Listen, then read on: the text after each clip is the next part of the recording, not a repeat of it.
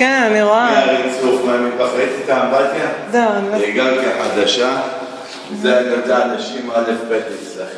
כן. ממש חדשה. לא, היא בסדר גמור. האמבטיה, זה בסדר. יכולה לצלם, להתרשם. אני אצלם פה עוד חדר אחד. אוקיי, חדר אחד. פה יש טלפון. סבבה. והחדר השני. וזה. אתה יודע, כמה זה לתת השכרות? כמה הייתה השכרות פה? כמה רשמתם? אני כבר זוכרת. אני באמת, אני חושב 3,200. אוקיי.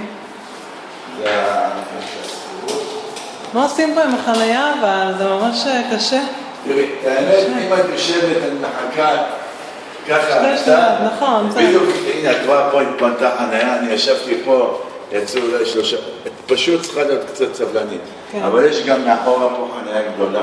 כן, ראיתי. אם את מכירה. רמת ברבר משהו. כן, נכון, בדיוק. זה חנייה של אנשים שגרים פה, או חנייה של המטוס עצמם? זה חנייה חופשית. אוקיי. טוב, בסדר, סבבה. אני ארד